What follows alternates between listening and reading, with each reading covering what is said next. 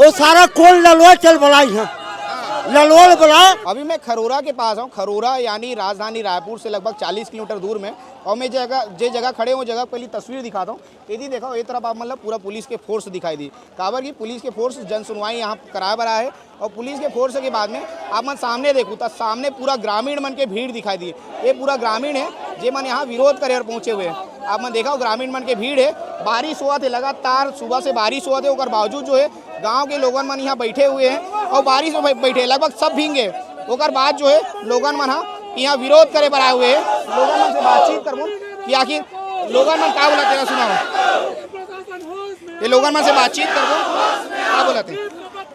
कितना टाइम से बैठे हो आप लोग? सुबह 7 बैठे हम लोग। भड़वा है। देखो लगातार लोगन मन जो है नाराबाजी कराते हैं। वो कर अलावा जो है, हाँ बाबा क्या कहा था? राम राम। जय राम।